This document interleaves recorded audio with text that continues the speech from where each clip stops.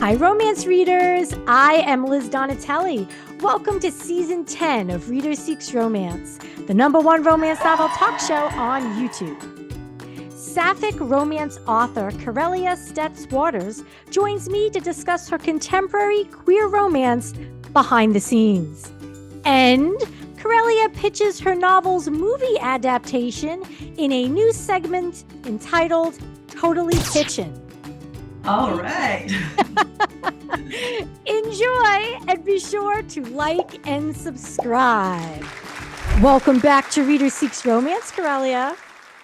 Thank you so much. I am so excited to be here. So good to see you. 10 seasons too, right? 10 seasons, and this is your second appearance. I am honored, and I love the show. Why, thank you so much. Congratulations on the release of Behind the Scenes. Thank you so much. And congratulations on yet another starred review from Publishers Weekly. Stetz-Waters woos readers with unabashed sweetness, lavishly sprinkled with girls' gossiping nights, punk rock t-shirts, and a running gag about Pottery Barn decor. The result is irresistible wish fulfillment that will surely leave readers with a smile. When you hear that, do you think goal achieved? What goes through your mind? Oh, absolutely, goal achieved. I hope it's not too much of a spoiler. The book doesn't have a long, drawn-out dark night of the soul. There's not the crisis breakup when all is lost and the characters are obviously never going to find each other again. I do love that moment.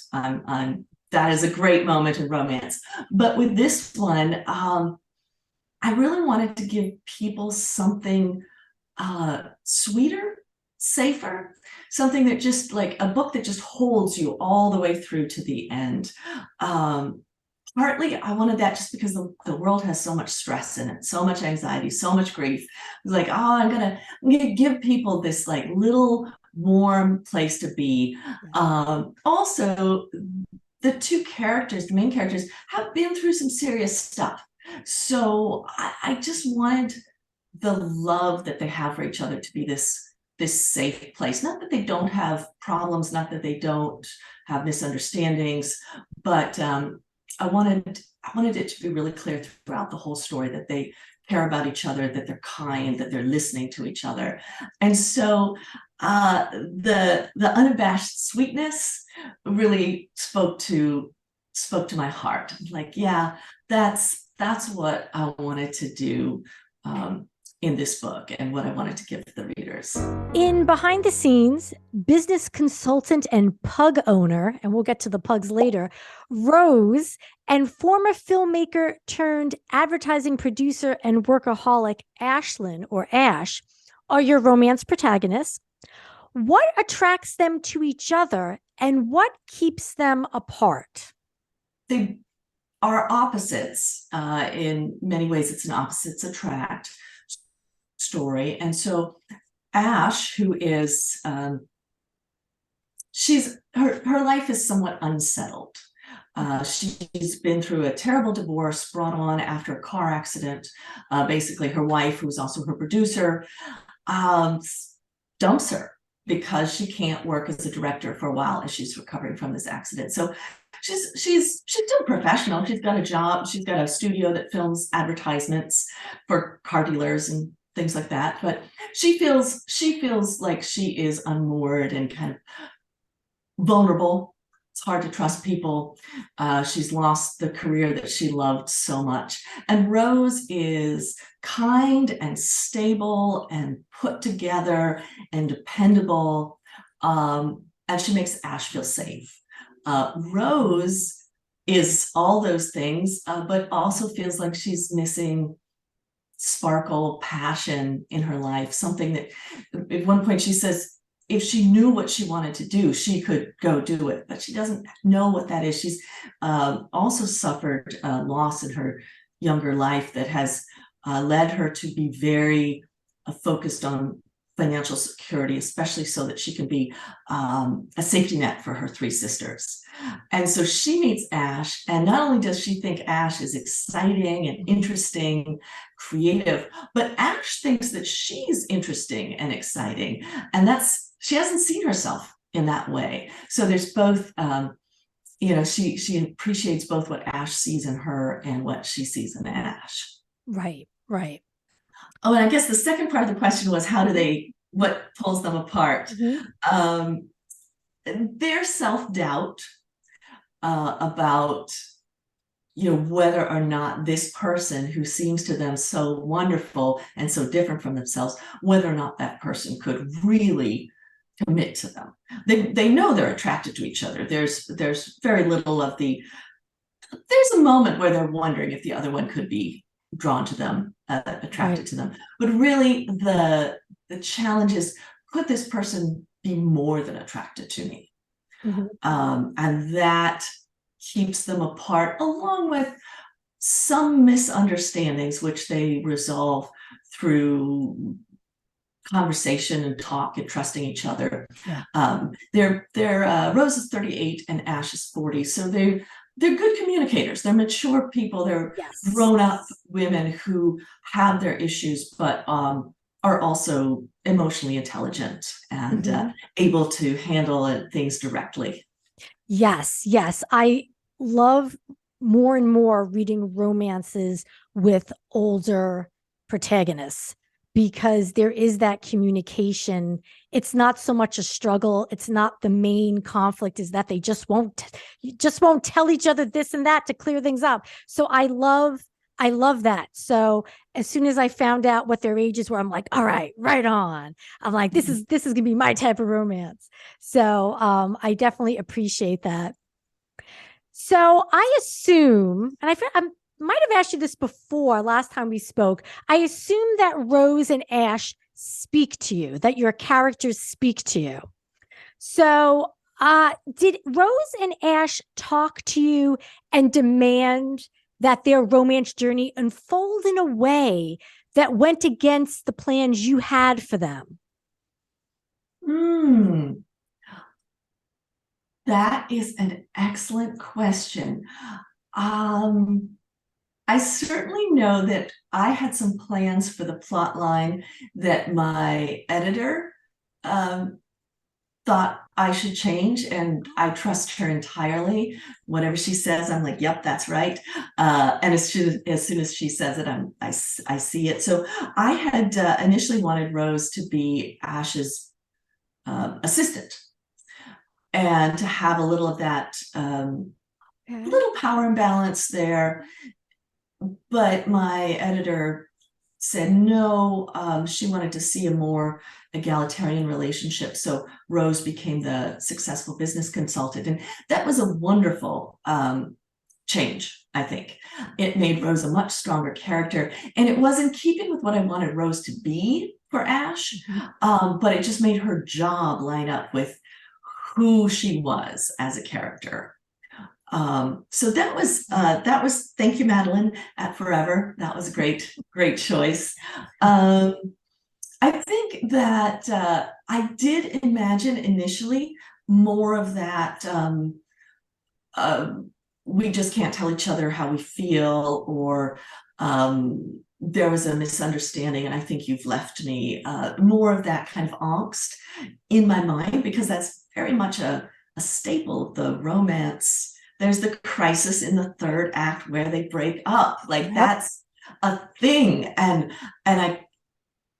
I wanted the thing, and I actually kept writing in the outline, like, break up here. And like kept pushing it down and down and down in the outline, and kept not writing it. And eventually I realized it was because Rose and Ash don't break up. Now they do have 3 moments in the narrative that I think give you the joy of the reunion scene and the catharsis of the reunion scene, just without the angst at the front end. So a little bit like running through the marathon tape, at the end of the marathon, you're like, yeah, kind of like that, but you didn't have to run the marathon. or Right. you didn't have to run a lot of it. So that was something they really said to me, like, we're not the kind of people who are going to break up over a fight. That's just not who we are. Right. Pugs. All right. So I recently spoke with author Emma Barry, and she believes that we're entering the golden age of chickens as scene-stealing pets in romance fiction. But are we in fact entering the Pug Life era? I really hope that we're seeing the Pug Life era coming in. Okay. You know, just you look at Instagram and TikTok, and I mean, that's really the only reason for the internet to exist anymore is for pugs on TikTok, right? Well, and this show. All I follow in the world of socials are writers and reviewers and dogs. So the internet is a very sweet, safe place for me. As you can see, I have my pug shirt on. Do you know, I didn't realize those were pugs till you just said that. It is not ironic. I wear this like because I love pugs, not because I ironically love pugs. That's like an optical illusion because I just thought they were pretty like color swirls, and it's like now they're popping up at me.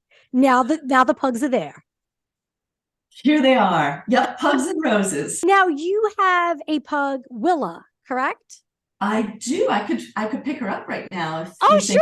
Let's meet would Willa. like to meet her. Sure. She is, in fact, only half pug. Oh. Other half is Cavalier King Charles Spaniel, which is another useless dog that's very friendly and a little bit overbred. I know she's a fan. Oh, hi, Willa. I can assume that Willa inspired the pugs in behind the scenes. She absolutely did. Yes. Okay. Their desire to eat everything is her. Her policy is to eat it first and then think about whether or not it was edible. But truth, this will make me sound terribly pragmatic, whereas Rose and Ash like kind of bubbled up like real people coming out of the ether. I didn't have any pugs in the story, but then I thought, if I put pugs in, then I could put pictures of Willa on social media and like pump my book with my dog, like don't do double duty. I was like, oh, I'll write some pugs in. And then they stole the show. They really became like a great feature of the book. But initially it was purely a marketing decision. That's brilliant. And I appreciate that 1,000%. I think that's awesome. Now, the opening scene involves like this pug crawl. Is that something that you invented, or is that a thing? That certainly, I don't know if they're still doing it, but that certainly was a thing some years back. Yep, it was a fundraiser. Everybody brought their pug. You bought beer and burgers, and they had little costumes, and it was all a fundraiser for animal rescue. That is super cool. So pitching Ash's movie, Inevitable Comfort, is important to the plot. So behind the scenes contains a lot of info about that process. Can you share the research that went into writing behind the scenes? So I talked to an indie film director and a sound producer that I met through Instagram, social media contacts, and they were very helpful sharing, what the life of these professionals was like. And then, of course, lots of internet research. What is it like to be on this set? What is it like to, what vocabulary do people use? So that's pretty much the extent of it. Continuing on Inevitable Comfort, have you any plans to write a behind the scenes spin-off of Inevitable Comfort?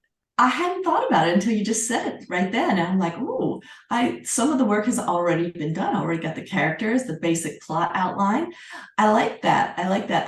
Ash and Rose will definitely cameo in the next book that I will have coming out. Nice. It won't be out until 2024, so a year from now. But they have a role there. But that's not the same thing as what you're talking about, and I like where you're going with that. I mean, it could be even just a little novella. I mean, it could be just an ode to fans of yours like me who'd want to see that come to fruition. So a little something to put on the newsletter for the subscribers. Thank you for being there with me and all that. Yes. I like that. Thank you, Liz. You're welcome. That's what I'm here for. I have a deep cut question for you. It's about the name Rose Josten, Josten. Okay.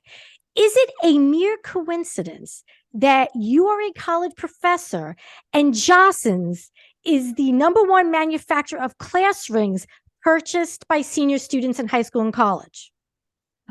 Oh my gosh, I had no idea whatsoever, but I do remember those class rings.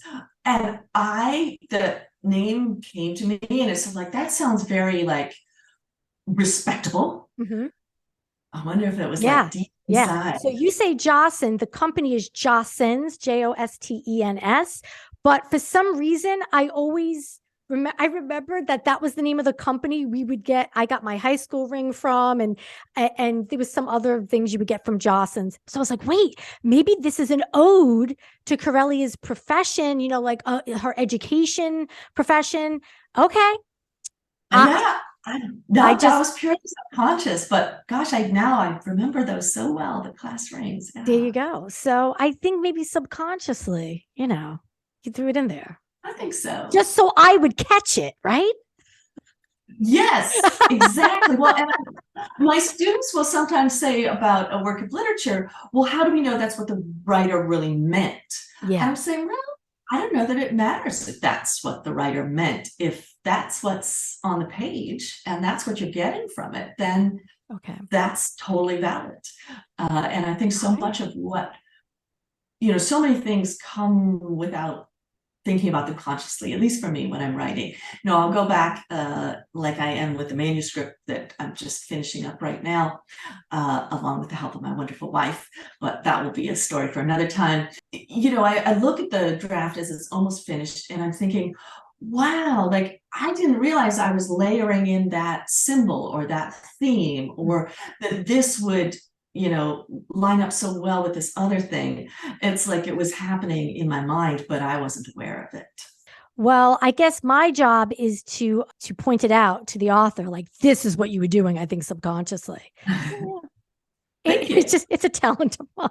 It was wonderful. I mean, it makes me feel seen to hear you say, like, I was looking at this and I noticed that, and like, wow, like, she sees me. So in your acknowledgments, you do add a special shout out to a number of romance influences, including Reader Seeks Romance.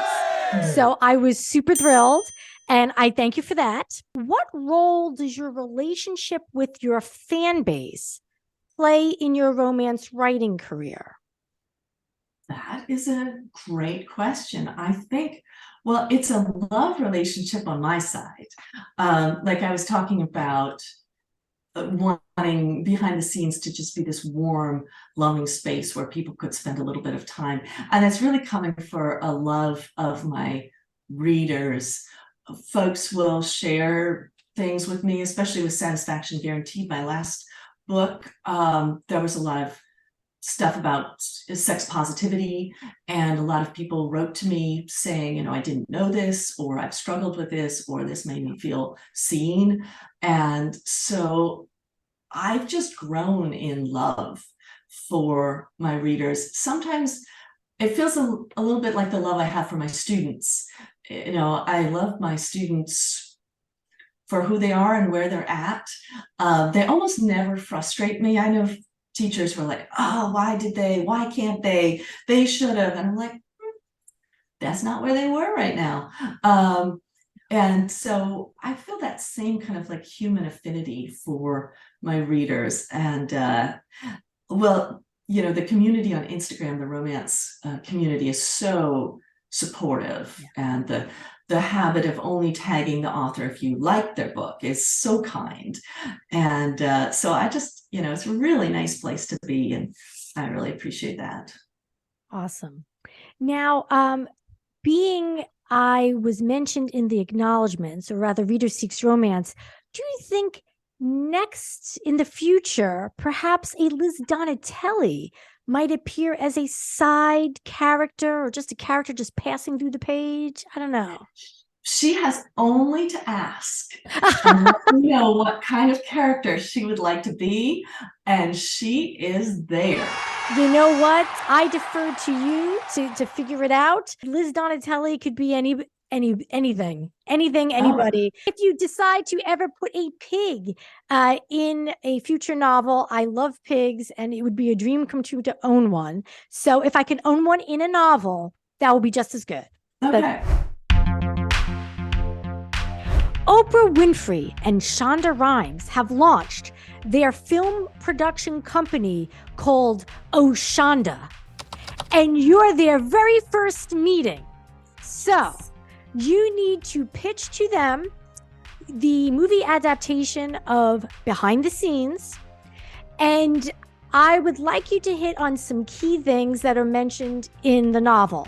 So the tagline, the elevator pitch, which actors are tied to the project, what does the pitch look like, what's the brand image, because that's mentioned, what scene from the book would you want to film as the proof of concept. So all the things that you mentioned in Behind the Scenes, I would like you to apply that to the movie Behind the Scenes.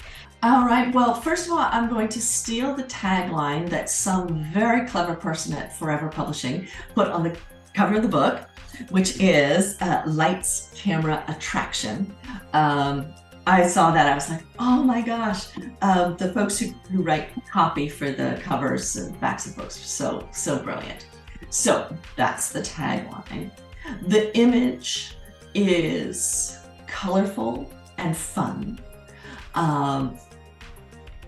The pugs will be featured in all the marketing material. We're going to find some particularly attractive pug actors. One black, one fawn. Nice, squishy, round ones. The scene that we will film for our sample will be the scene that takes place. I don't think this is going to spoil anything for folks who like to go into a book without knowing any of the plot. It's going to be the scene when Rose gets dressed up for attending the burlesque show in Vegas with Ash. And there's a lovely back and forth. Rose has always worn conservative clothing, blazers, and her sister Gigi, who's a hairstylist, is always teasing her about them. And Gigi says double-breasted blazer is where sexy dies. And so Rose is going to go to this show, and she's in her own hotel room. Ash is in her room, and Rose is talking to her sisters and saying what she's going to wear. She's going to wear this blazer, and Gigi is like, no, and sends her to this very expensive designer who has a shop in Las Vegas, a designer who specializes in clothing for curvier women, because the whole Jostin family has great curves. So she buys this beautiful dress and gets herself all done up. And meanwhile, Ash is thinking about her, and she texts her, what are you going to wear? And Ash is thinking, well, Rose is not going to get dressed up for this thing because she's way too practical. She's not all about, impressing people with her brand name. And, so Rose texts her back a picture of herself in this dress, and it's the most beautiful thing Ash has ever seen. And Ash runs out and gets herself dressed up as best as she can with 15 minutes, which means going to a prom and quinceanera rental place, which happens to be across the street from their hotel. And so she rents a suit that still smells like teenage boy cologne, and gets her hair cut at the barber next door. And then they see each other kind of in the sunset of Las Vegas as they're both coming out of their rooms, and they're just that moment when they look at each other and they just see each other's beauty so clearly and passionately. I would love to bring that onto the screen. I see the kind of the golden glow of light. They're a little out of the city. It's kind of dusty. It's kind of a cheap hotel, but they're there and they're just iconic to each other. Who are the actors that you're going to tie to this project? Now that is where I confess I fail at this important game that writers play, which is who would you cast? I got to call my wife in here. So she and I are perfectly balanced in that she is a super recognizer, which means that she can see someone's picture, like she can see a photograph of someone when they were 20, meet them for the first time when they're 60, and recognize them from that photo. Wow, that's impressive. It is really impressive. Like the FBI hires people like this too, Really? because they're so such a useful skill. I have a disorder called prosopagnosia, which is the opposite. It's face blindness. So if my friend puts on a hat and I see them in a context where I don't expect to see them, it's quite likely that I don't know that I know them. Really? Okay, yeah, I get that. Yeah. Threw a party and one of my friends straightened her hair, and she's like a good friend, and she came and I'm like, who is that? Like I always figure it out. I think it's like face dyslexia. It just takes me longer. Got it. So the actors and actresses are something of a loss for me. Well, you can hire a casting director who take care of all the casting, so don't worry about that. Okay.